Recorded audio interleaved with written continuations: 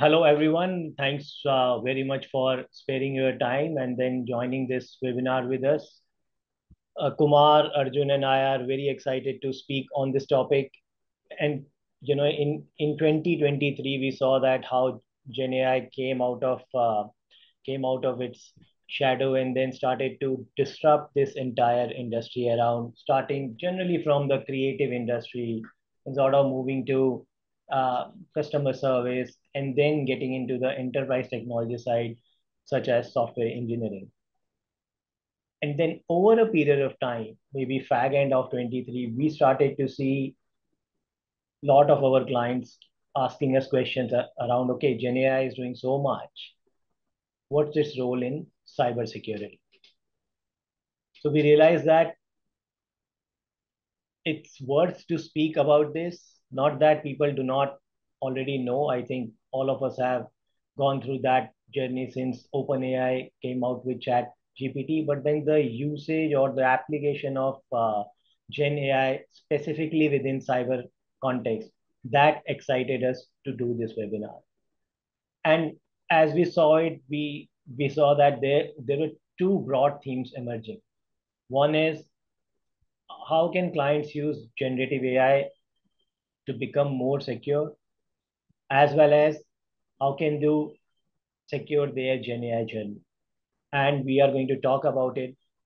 But beyond all of this, something which struck us was that how this is going to change the role of the CISO. Now, as all of us are aware that CISOs are always under pressure within their enterprises. They are almost always underfunded. They are almost always stretched. And top of it, a lot of the initiatives that are happening in generative AI within an organization are getting mapped to CISOs as well. So we will be speaking about some of these. If you go ahead, I think by now all of us know that the name in itself is sufficient. Generative AI. It's an AI that generates. And what does it generate? It can generate multiple formats, be it text, be it image, videos, and so on. I think as a consumer of Gen AI as well, all of us by now would have played around with that. But I think it's good to just set some context around beyond what we see in our day-to-day life. How does it impact cybersecurity? And of course, we have started to see it in the entire threat intelligence space or app security or training and so on and so forth. But overall, variety of cybersecurity asks, which we will touch base on this webinar, are going to get impacted, are already being impacted, and I think the impact is going to accelerate going forward. If you move ahead,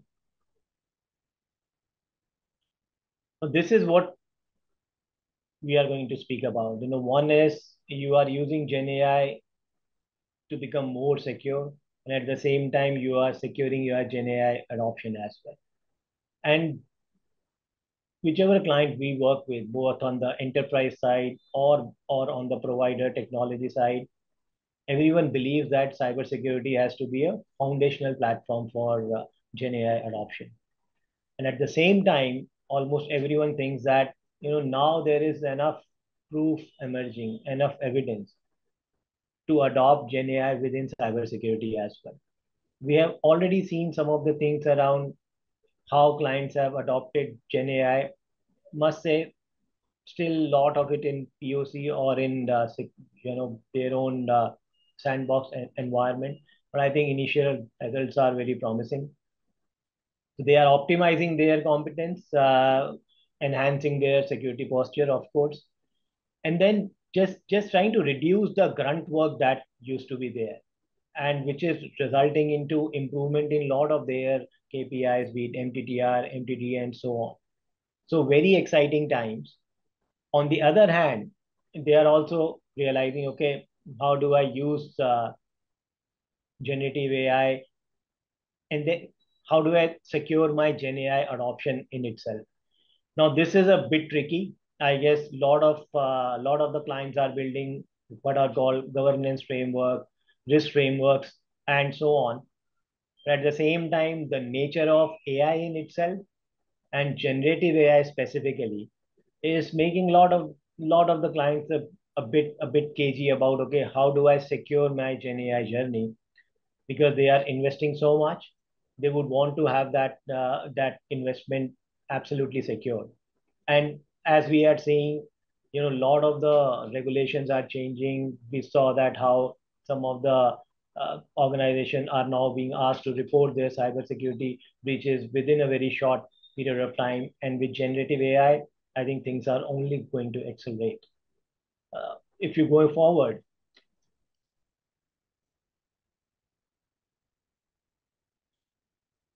if I may ask Kumar, to chime in here around what sort of things are we picking up in our cybersecurity research? Sure. Thank you, Will. What we've seen out there in the market is back in, November 2022, when generative AI first came into the picture. I think, as you rightly said, it took a while for cybersecurity to sort of, notice it and adopt it. And I think from a timeline perspective, it's only around the mid-year mark of 2023 when we saw, or let's say early start April, May, where we saw a lot of technology vendors announcing generative AI specific use cases or capabilities out there. What we saw is that an enterprise curiosity out there to start with a lot of pilot use cases. Most of them around different technology stack, be it threat detection and response, be it identity and access management, and so forth. Having said that, I think that particular curiosity of enterprises have sort of calmed down, and from a plethora of, let's say, 50 plus use cases, enterprise want to know that where are these production ready use cases for cybersecurity existing out there. I know, we'll cover that in great detail in later part of the section, but that's important, which transition which happened in last 2 3 months. Having said that, I think right now what I'm hearing most importantly is more around AI security. So the conversation started with Gen AI, but it's the conversation now is about the larger AI adoption which enterprises will go for. So how do you have AI security? So securing for AI, in terms of your risk assessment frameworks, in terms of your ethics, governance around AI adoption, what impact will it have on the organization's data, and so forth. So there are many of these questions which keep on coming up, and that's where we are heading our research around AI security going forward. Yeah, no, thank you very much. And before I pass it on to you, just to add some more around this, and the point I made earlier, that how all of this is changing, not only the technology per se, or not only the enterprises. It is going to fundamentally change the way the role of CISO evolves. Yes, the CISOs have been malleable enough over a period of time to change. When cloud computing came, I think everybody was saying, okay, now the perimeter is shifting to a different side. Security is in problem, so on and so forth. But I guess the CISOs did really well there. We have full confidence that all the all the leaders who are part of this puzzle are going to step up. But the point being, they will have to step up, and then entire ecosystem will need to step up, and then have this great, if I may say, technology or trend at our disposal to be used in a way which benefits the entire ecosystem: enterprises, providers, investors, regulators, governments, and people at large. Kumar, I'll give it to you now. Sure. Thank you, Yugal. Let me take a cue out of your point on CISOs. I think one of the major impact with this particular wave of AI security is that how the role of CISO is changing and is getting more and more elevated. In the past couple of years, I think cybersecurity's priority within the boards has seen an accelerated curve with technology adoption, especially around cloud and digital mandates, driving a lot of security concerns and how the ever evolving cyber attacks making it a challenge for the CISO. I think with AI and the questions around AI, as this drives more enterprise wave, would see CISO with greater, I think, budgets as well. You will more power as well to make key decisions around, and let's see how that evolves. All right, as we move on to the next section, which is more around how Gen AI would be evolving, or how do we see Gen AI in security and using Gen AI for security. I would like to start and say that this is not something which is new from an security standpoint. AI has always been part of the security world in its very own primitive form. I think automation playbooks always existed in security operations environment. We've always seen behavioral analytics being used as part of, you know, digital forensics out there. So net within the security world, I think the use of AI is something which existed as has been existing for a while, but it's changing. And let's try to evaluate the change and try to see that where Gen AI is more applicable right now in the security world. So, and in order for us to do that, my next slide talks about how do we define the cybersecurity value chain. Typically, everyone would have its own definition. There are different ways of talking about uh, the entire value chain of cybersecurity, but for our audience interest, what we've done here is that we have built up an easy to understand definition which focuses around six main buckets. Obviously, the idea is to make it illustrative and for everyone's understanding, make it very simple. So let me take the first bucket where we've seen threat detection and response as in as the first bucket, which uses all your EDR, MDR sort of services powered by your entire EDR, XDR tool technologies. In the next bucket, we have identity and access management, which is more around authentication, authorization, identity governance, and access. So all your identity related fabric have been covered in the identity and access management bucket. Then from a definition standpoint, I think we've looked at data security, which includes challenges with data classification, encryption, DLP, security audits, and so forth. We've combined all our network security, cloud security, edge security, and infrastructure security related components as part of infrastructure security bucket and similarly, everything within application is part of application security. Last but not the least, all your GRC, compliance and audit, risk mitigation, and so forth. Those all components are part of the risk management and vulnerability management bucket. I know we as participants have been speaking for a while, so let us get an audience engaged. And I want to bring up our first audience interaction poll, which looks at the impact of Gen AI across the cybersecurity value chain. So all audience members, we would love your support on providing us with your thoughts on which are the following elements of cybersecurity value chain has the highest adoption of Gen AI. I see, risk management and vulnerability management getting more votes. Maybe it's now threat detection and response. Uh, I will run this for a couple of more seconds. Uh, let's see how it goes. All right. I think let's just let's do 5 more seconds, please. Five, four, and last but not the least, two and one. All right. I think we can end the poll now.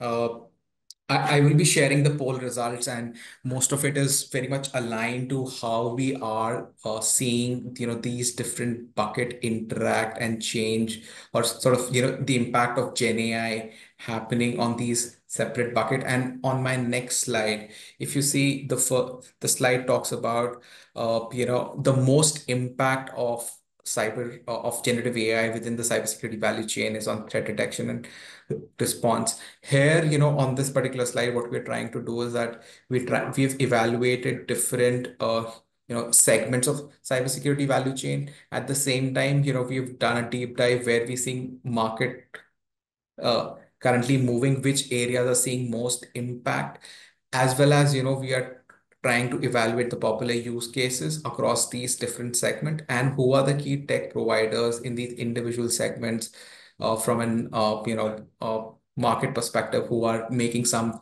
key investments and are driving adoption of Gen AI. Having said that, it's no it, I think from an audience poll and our own analysis, threat detection and response has emerged as has emerged as the most impact area from a Gen AI perspective. And there are a couple of reasons. I think from a use case perspective, if you see key use cases that solve for deliver high value and are aligned to what Gen AI capabilities are. So if you think about summarizing threat intelligence, which uses Gen AI to summarize threat intelligence reports from and deliver more effective threat detection and response mechanism, that is something which is powering the SOC analysts and driving a lot of value for the SOC analysts as well. Second use case is how do you automate threat detection and response? I think typically, what we're seeing from an uh, automation perspective is that enterprise using creating synthetic data, which sort of mimics real world scenarios. They built in their own uh, threat landscape based on their past reports, and how does that data is helping them enhance data set for threat detection models and using Gen AI to stimulate attacks and improve their own detection capabilities. Similarly, if I think about identity and access management, which is little ahead, and even in this particular poll came uh, at the at a joint third place with uh, infrastructure security. What I see is that this is a complex area, and it is an important segment from a cybersecurity standpoint, but the impact is expected to be on is not that great as compared to threat detection and response, or not that higher as the complexity of IAM operation is far more than any other segment within cybersecurity. And I think for Gen AI to create a strong impact in identity and access management, we'll have to wait for more mature models and more mature enterprise data sets for them to helping in those specific client environments where they can sort of support more opportunities, so that which the market is currently missing. I think if I look at the use cases and I try to think from a use case perspective, the first important use case on identity and access management primarily focuses around how do you assess and predict impact of security incidents. So in the context of identity and access management, Gen AI can generate detailed scenarios about potential consequences of security incident based on existing data. Obviously, rather than just identifying a breach, Gen AI model can stimulate how the incident could evolve and provide security teams with narrative of predictions of which systems and or user accounts are at most risk. This could obviously, help in reducing timelines and help security team identify what is the potential impact of a threat, what data could be compromised, what is the best mitigation plan, and so forth. Obviously, by generating these incident impact scenarios, security teams can better prepare and prioritize their response. So, again, identifying the right role, the right data would be helpful for from an identity and access management perspective. If I think about optimizing security architectures as a second use case, which brings in Gen AI capabilities to optimize IAM architecture by generating improved models and configuration. Let's say this can generate new role-based access policies or authentication models tailored to the enterprise current threat landscape, which is ever evolving. So using generative AI, you can play around and you can keep on evolving your threat environment and try to see that what are the best fit role-based policies and access and authentication model which you need to be doing. I will, move to my next slide and let my introduce my colleague Arjun, who's an SME on all these topics and has authored this report, which we've published as impact of generative AI in cybersecurity, moving from pilot to production, and take his input. So, Arjun, where do you see generative AI's most impact in the cybersecurity value chain? Sure. Hello, everyone. Thank you for your question, Kumar. That's an interesting question. So, on the lines of what you said, Kumar, on our research around Gen AI in cybersecurity, and basis what we gathered during the market research exercise while creating this report on Gen AI pilot to production, what came very evidently from clients were two things. Firstly, there was some level of confusion around what all use cases can potentially be scaled from pilot stage to the production stage. And second was what should be the roadmap for that pilot to production journey. Right. So those are the two things that came in quite evidently. And after talking to some large clients and some service providers, what we realized was was that when thinking about scaling Gen AI cybersecurity use cases from pilot to production, the first step should be identifying use cases that align with clients' business security priorities and will have the highest impact.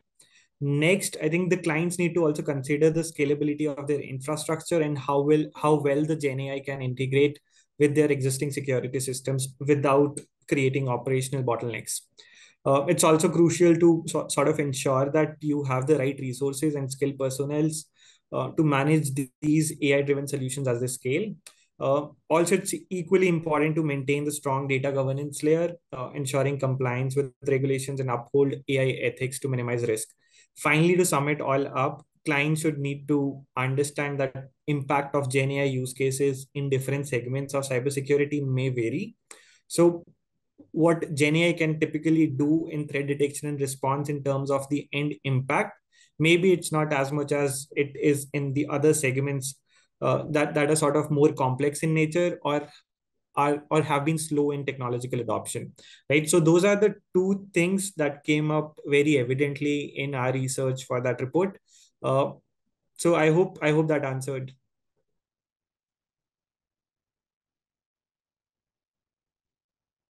Why you unmute yourself? Sure. As we see this and see the next slide where we've identified use cases around different other stacks, what we find is that from our poll results as well as the last slide, which talked about infrastructure security and risk and vulnerability management and compliance. I think clearly, we are rightly aligned with threat detection response emerging as the first biggest impact, and then followed by risk management and vulnerability management as the second big area. Obviously, let me also talk about what are a couple of those significant benefits of using Gen AI. I think if we see potential to enhance productivity, I think that's high from a generative AI perspective. Uh, I think based on use case we discuss, I'm sure we would want to agree that Gen AI can lead to immense benefit in the security world. The way we see this is in three different shapes and forms. I think the first one is more around efficiency. When I say efficiency, it means that how does generative AI help in reducing mean time to respond, mean time to detect, as generative AI rapidly analyzes vast amount of threat data in real time, and it generates these insights more faster because of the underlying technology it uses from a large language model perspective or the infra it uses. Generally, the processing is way ahead than traditional security methods, and hence, it builds speed in your detection, which further allows you quicker responses and this has ultimately enabled teams to better mitigate threats before they escalate. My second pointer would be on efficacy. I think where we see Gen AI driving efficacy is that as it sort of scales within client's environment, I think from a as compared to traditional security method, vulnerability visibility is pretty deep. What we see is that it helps you uncover deeper hidden threats, primarily because of the simulation clients are doing or primarily the synthetic data they are using, which might be overlooked by traditional method. Obviously, it brings in bunch of cost savings driven by L2, L3 analyst tasks getting automated, allowing them to focus on higher impact activities. And at the same time, if I think about traditional AI providing faster time to value by generating actionable insight, which can quickly enable organization to implement effective security measures. last but not the least, if I think it from a business perspective, I think net enterprises would be seeing greater TCO reduction over a 3 to 5 year period, primarily driven by automating repetitive tasks, using Gen AI capabilities in optimizing resource allocation. The time needed for manual intervention goes down, and as we streamline processes and time and effort of analysts, which is any which way is crunched because of the talent crisis out there, I think there is significant savings in infrastructure, labor, response times, and so forth. I would also like to say that, we see this across the stack, and couple of data points which we've gathered from our research is around how mean time to detect and mean time to respond have come down by 25% to 35% because of use of Gen AI capabilities. I think you cover a larger set of the technology services market across different stacks. What are your views on productivity, and how do you see them very different from cyber as compared to other areas? Yeah, so I think as I see it, there are things like what we call the shadow and the substance. So the shadow is what are the claims, and the substance is what is actually happening. So when I see the claims across technology life cycle, they could be as high as 80%, 90%.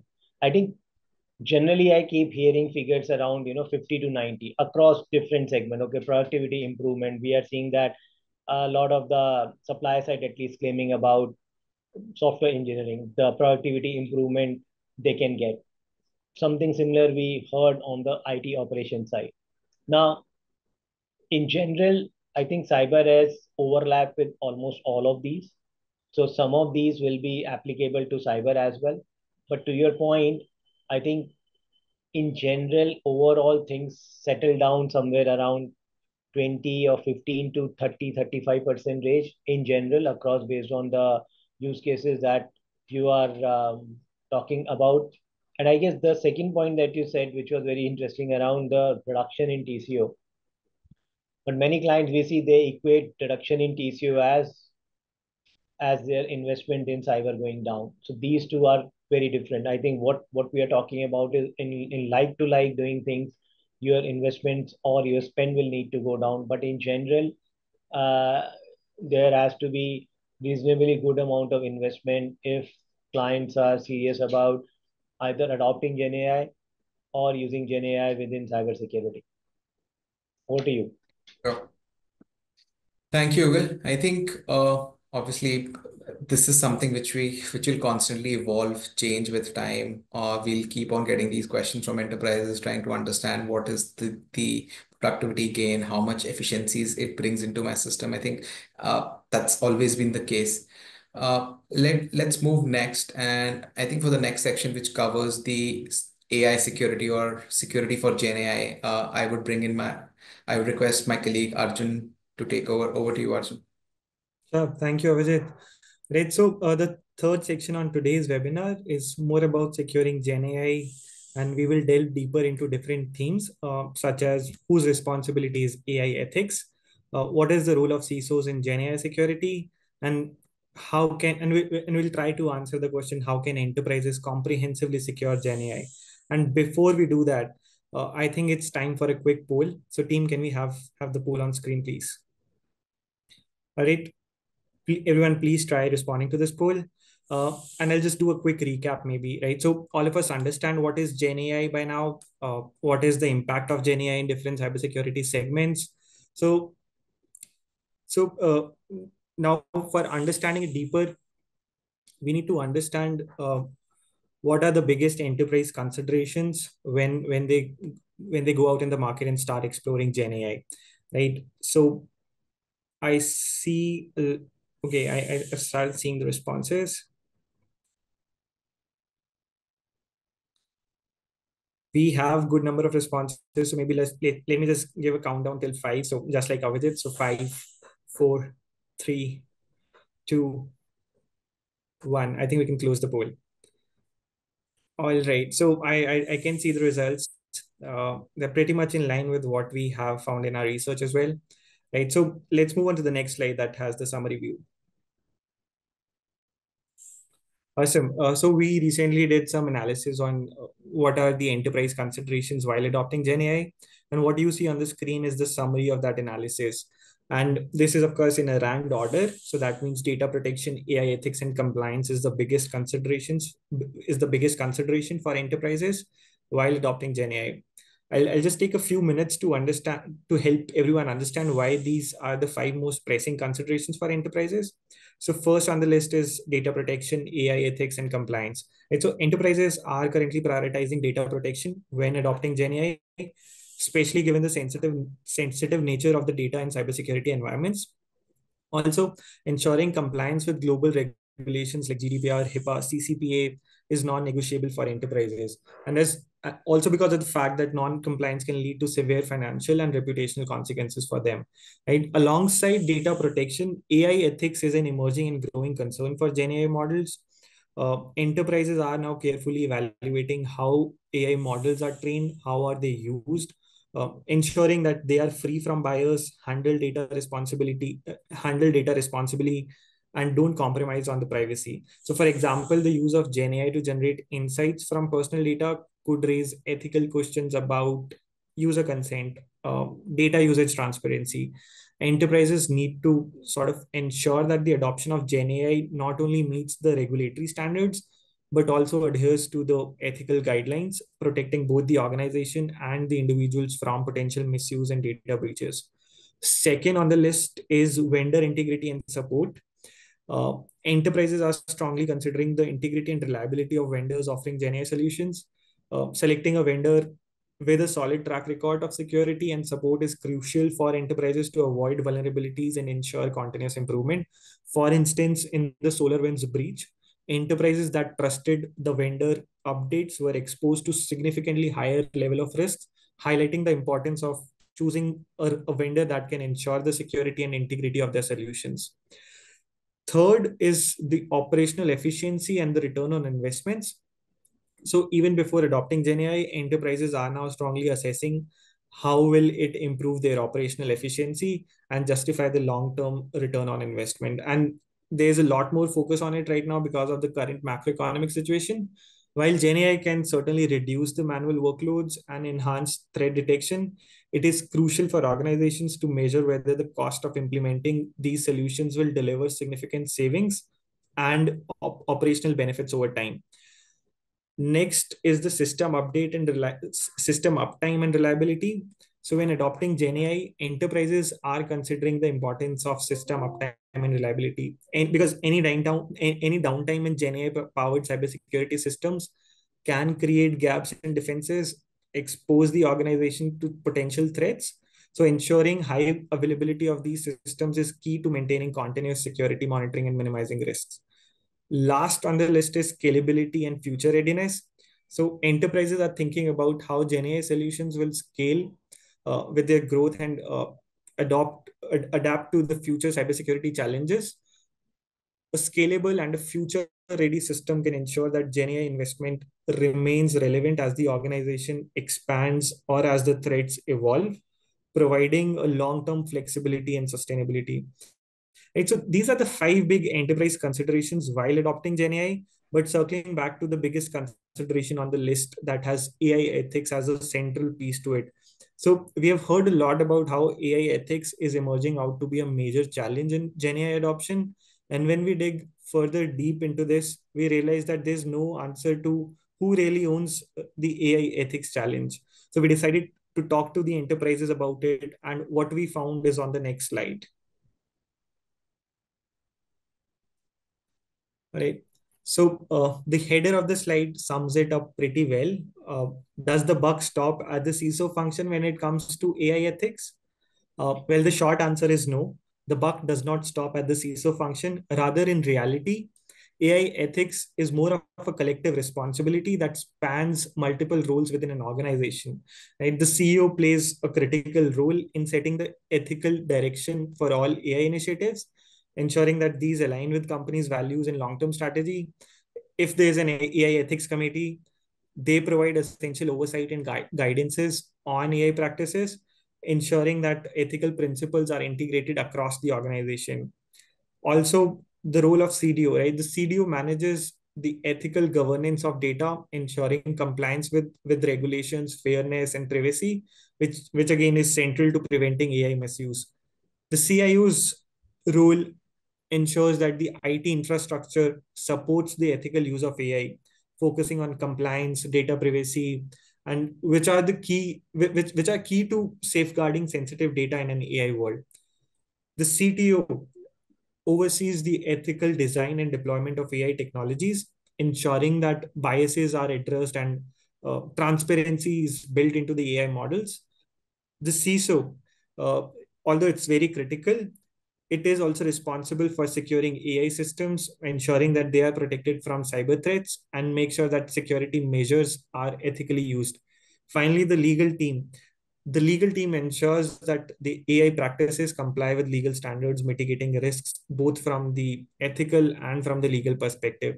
So, in summary, ethical AI governance is not just on the CISO's shoulder, but requires collaboration across the leadership roles, right from data governance to technology design and legal compliance.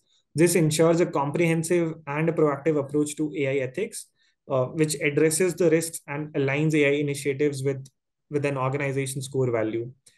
So, with that said, I would like to pick Yugal's brain on what does he think about this expanding role of CISO. So I guess the interesting thing what we saw is that because nobody has any clue about okay how to build ethical AI system, the default happened to be CISO. They said okay CISO probably owns data security, so it's a data problem. Let's just have them own it as well. What it is creating and it will continue to create is lot of demand for the providers because CISOs are ill-equipped to do it. Many of them tell us that many of them are actually scared. Okay, why should an ethics question of AI be my problem from a CISO vantage point? Some of the CISO that have foresight, I think they are actually taking this as an opportunity, and then they are enhancing their game. They are using this to enhance their influence and their periphery within the organization. Almost almost like coming out of the shadow of CIOs. Many times getting that strategic what is called the seat at the table, and we believe that if CISOs play their card right, and the providers who help their CISOs play their card right are going to immensely benefit from it. But we do expect some of the CISOs and providers to freeze in this confusion and then losing out on the opportunity. Thank you, Will. That's an interesting take on the expanding role of CISOs and sort of aligns to what we are also seeing in the market. See, for AI ethics, CISOs are certainly at, at a lot of organizations are leveraging this as an opportunity. As you said, coming out of the shadows of the CIOs to get the seat on the table. I would certainly agree to that. Now let's move on to the next slide, which talks about how do we secure Gen AI. All right, now let's look at how do we secure Gen AI. So if we were to look at the Gen AI application stack, there are three layers to it. There's this application layer, there's this model layer, and then there's this foundational infrastructure layer at the bottom. Starting with the application layer, this is where the users interact with AI models through front-end hosting environments.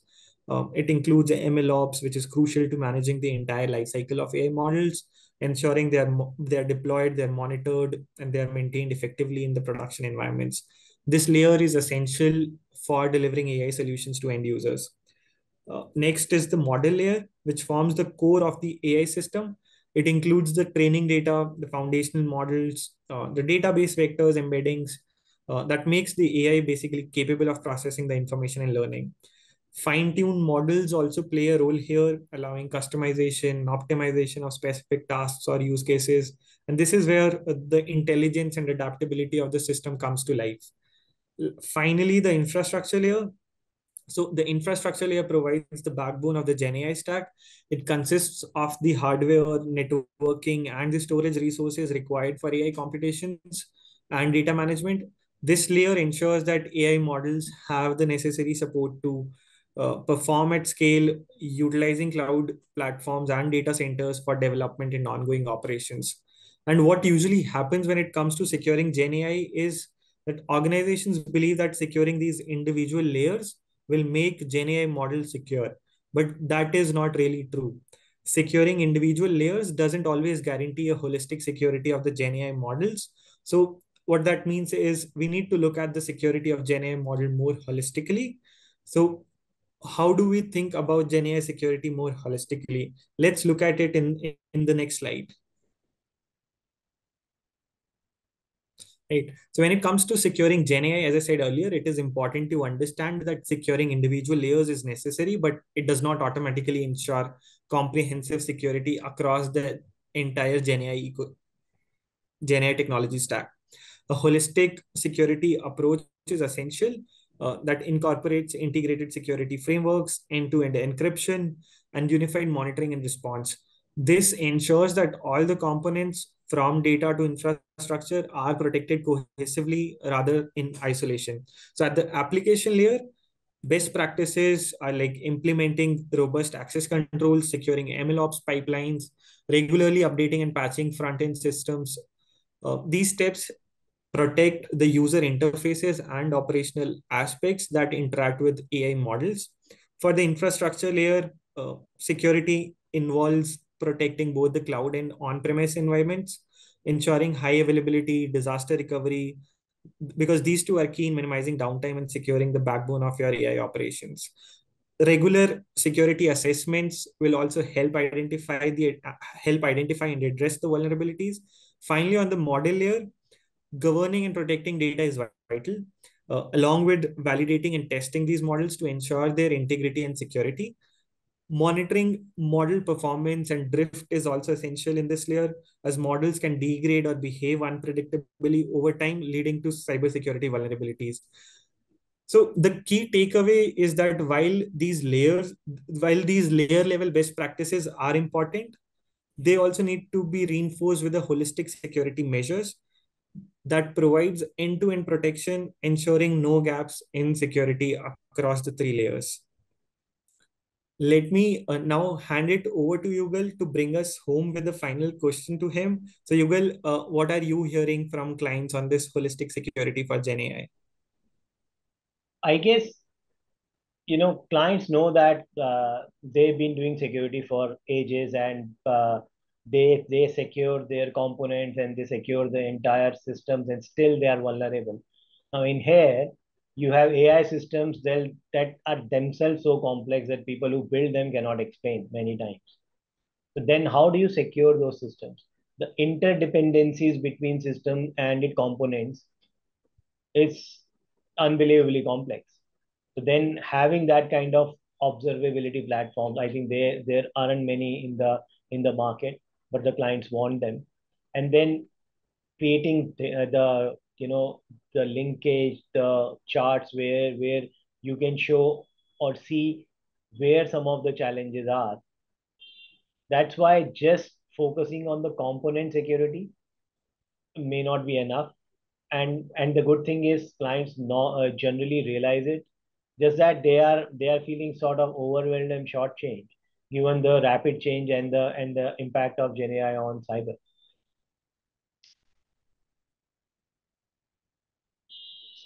So now if we move ahead,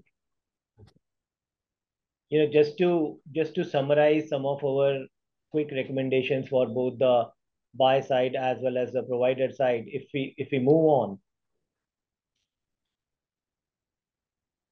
I think there could be hundreds of these, but we just wanted to summarize three important ones. As we know, there are like thousands and so many models out there, so many different vendors out there, which is, as I said, overwhelming and confusing the client. So how do you help the client, if you are a strategy provider, to rein in this proliferation and where they should put their money, how they can get an ROI? So for ROI, of course, they will need to invest. How they will make a business case for that investment? Are there any industry specific models that you would want to build as well as secure? And then, of course, the entire collaboration that needs to be done. The good thing about this entire trend or transformation is that there is good or a bad thing is there is no one point of failure. There are multiple companies coming together to solve this problem.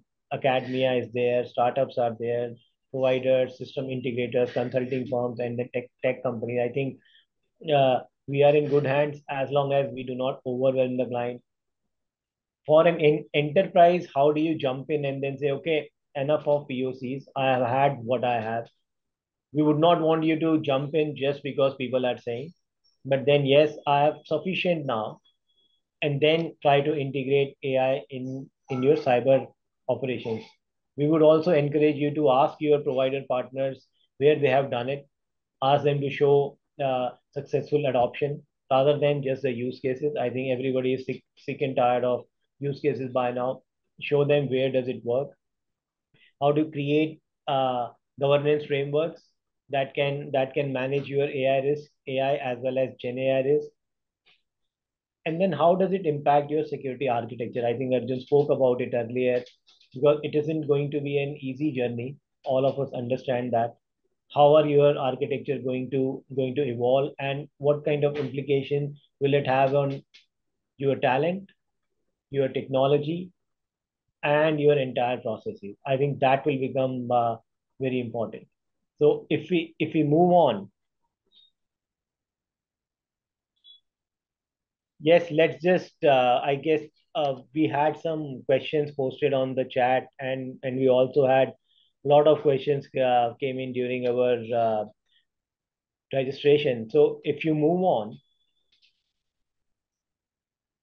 and please feel free to have specific questions sent to us, but I'll just ask some of the questions that we got earlier, and maybe some of the that we have on the live chat. So Kumar, to you first of all, Mhm. what are some of the barriers to Gen AI adoption that you see specifically from cyber perspective? Sure. Thank you. And I think, Yugal, in general, if you see about Gen AI barriers from an adoption at an enterprise, I think in terms of more and more enterprises don't have a strategy or a plan around it. Decision making is slow because it's a big change they're trying to bring in the organization. Everyone is looking for wait and watch and want to quickly accelerate on what is production ready, but the time to experiment is lesser, and hence this entire flux of what where to get start, how to get start. So that's there for from a Gen AI perspective. Talent has always been challenged because Gen AI would require specific talent, let's say, prompt engineer. And similarly, if I think it from a Gen AI adoption perspective, from data remains in silos with enterprises, which remains the third biggest challenge. If I take a cybersecurity lens here, and coming back to my first point around, especially in cybersecurity, I think the wait and watch is longer.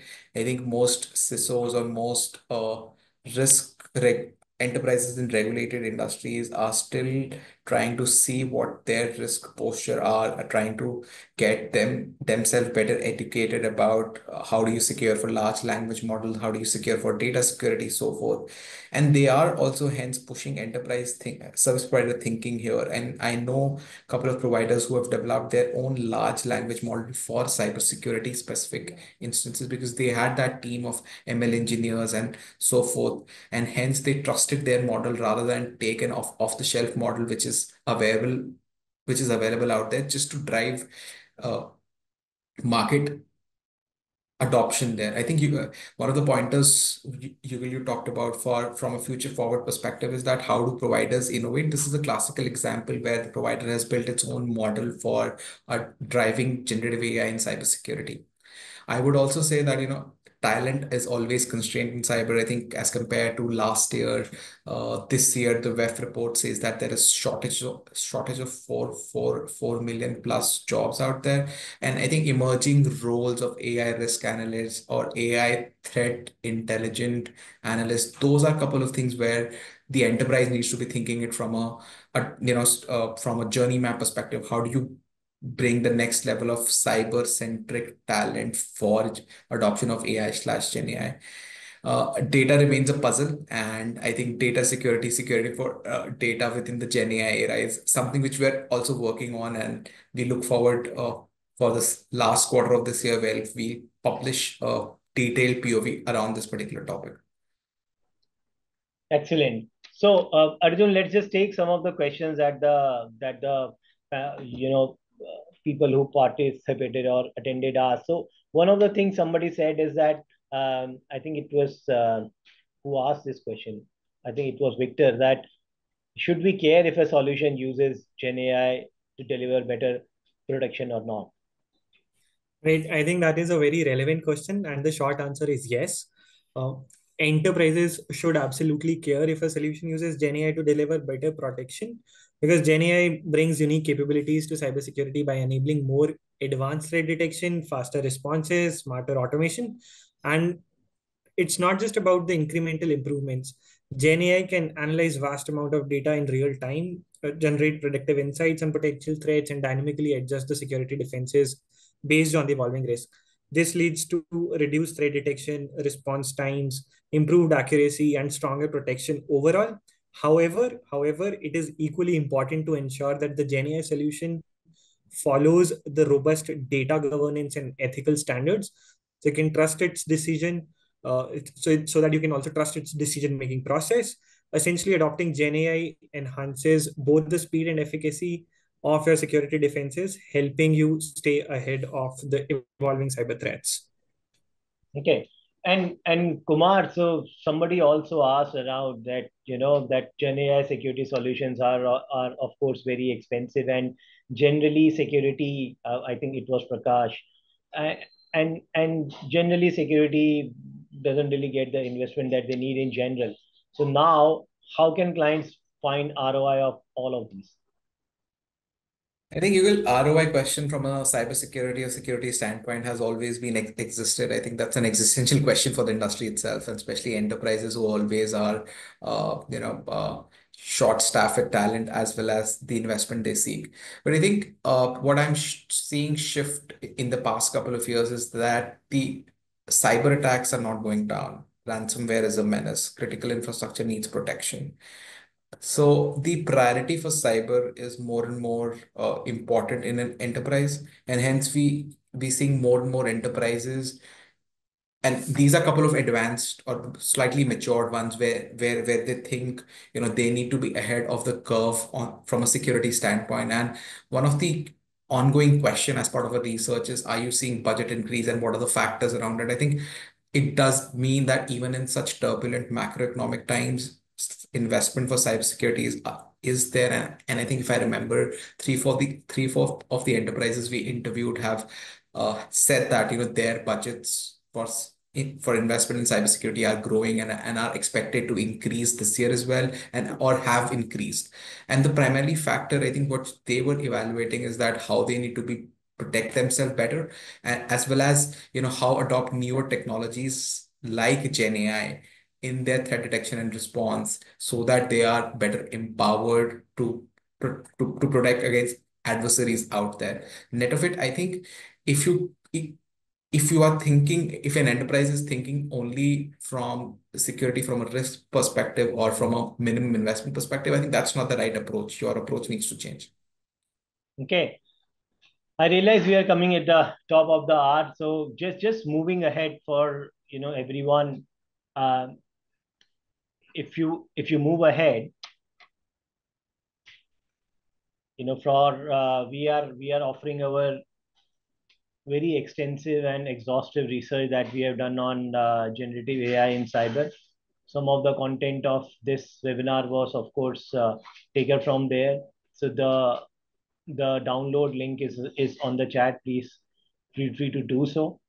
And if you move on, and then of course we have written a lot of things, be it blogs, be it viewpoints, be it reports. Please feel free to visit our website and then have a look. And if you move on, we would also have some related content for you to look and then learn. I think all of us are in this journey to learn a bit more. And thank you everyone for your time, Kumar, Arjun, for taking us through this. And we will get back with most of the questions that were asked. Thank you very much. Have a good rest of the day. Thank you. Thank you, Bye everyone. Have a bye. great day. Bye bye.